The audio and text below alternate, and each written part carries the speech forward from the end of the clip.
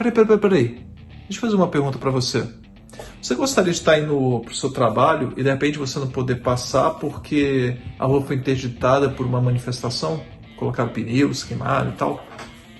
Não, né? Você gostaria de estar andando pela rua e de repente receber uma pedrada de manifestantes? Acredito que também não. E vamos supor que você esteja em uma manifestação pacífica e a polícia haja com uma brutalidade. Seria bem ruim também, né? Pois é. Isso tudo vem acontecendo nos Estados Unidos e os candidatos à presidência vêm usando esses pontos das manifestações para fazer campanha política. Antes de continuar, se inscreva-se no canal, dê aquele velho bom like e vem comigo. Bora!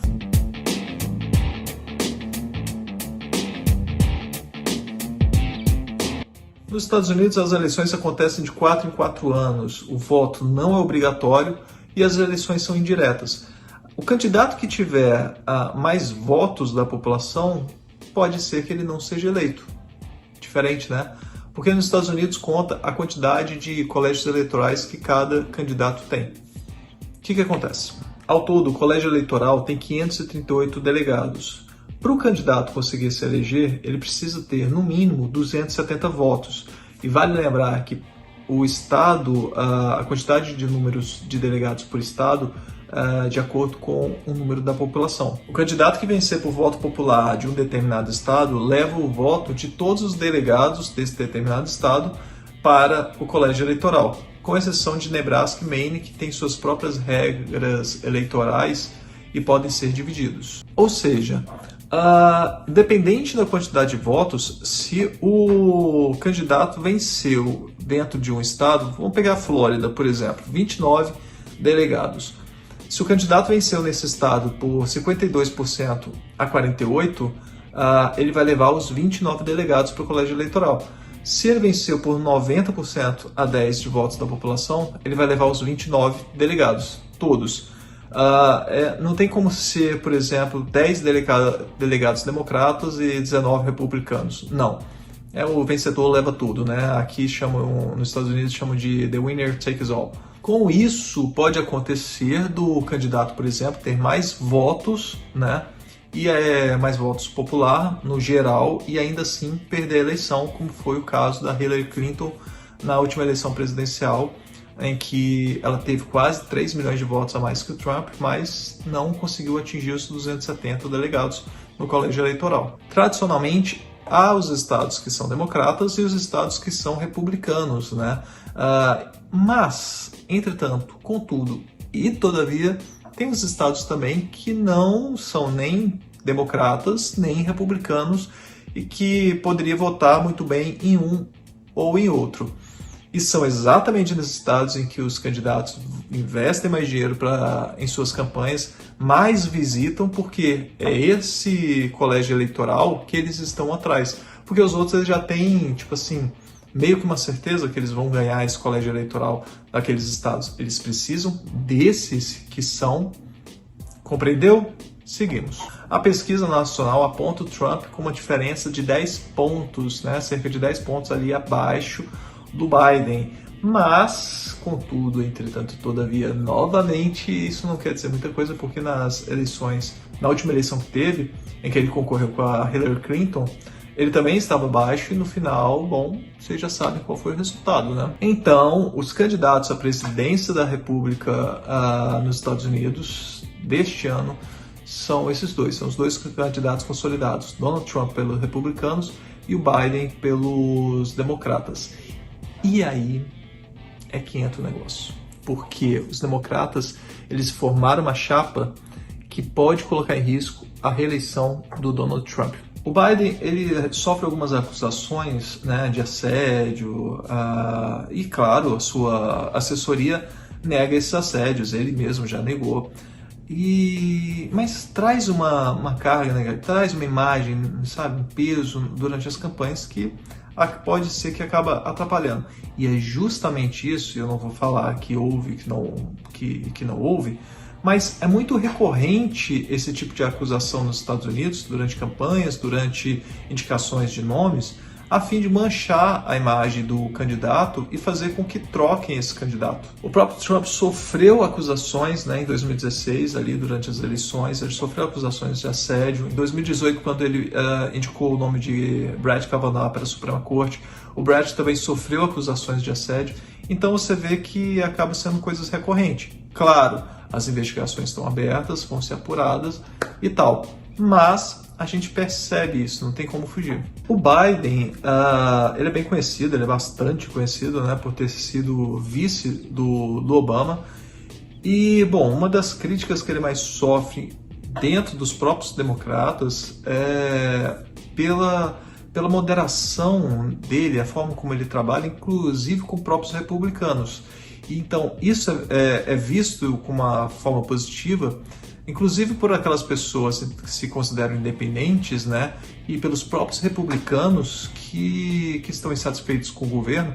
Bom, eles certamente cogitariam, né, destinar o seu voto ao Biden. E aí entra um outro ponto positivo. O ponto positivo foi dela, né? Foi com a chegada dela, Kamala Harris, para ser vice do Biden, né?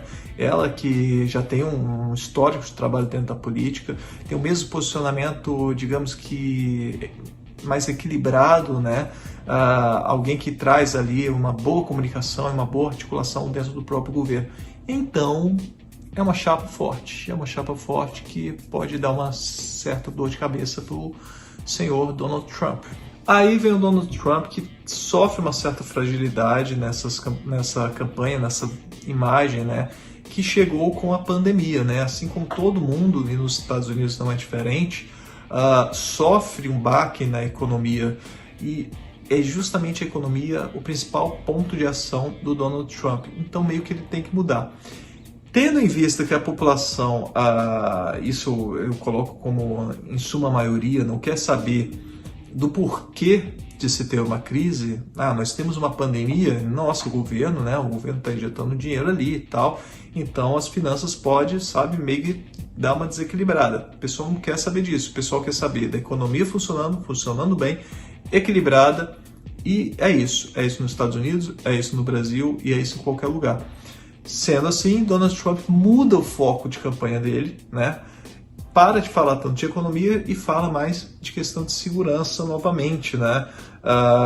Quem não está lembrado, lá em 2016 foi um ponto em que ele tocou bem forte a questão de segurança, e agora ele volta com esse mesmo ponto, tendo em vista essas manifestações que estão acontecendo. E aí está a grande chave mestre, né? Que tanto o Trump quanto o Biden vão tentar utilizar para abrir a porta da presidência. Aí entra as manifestações que ambos estão utilizando para fazer suas campanhas eleitorais.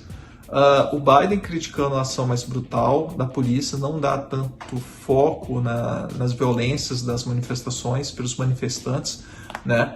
Embora vez ou outra ele poste alguma coisa. Recentemente ele postou que destruir comunidades não é manifestação, é violência desnecessária. Já o Donald Trump, ele foca bastante na violência que está tendo nas manifestações, né, depredações e tudo mais. Inclusive uma das falas dele recentemente foi que se o próximo governo fosse dos democratas, os Estados Unidos iria viver anarquia, a mesma anarquia que eles estão vendo nas ruas.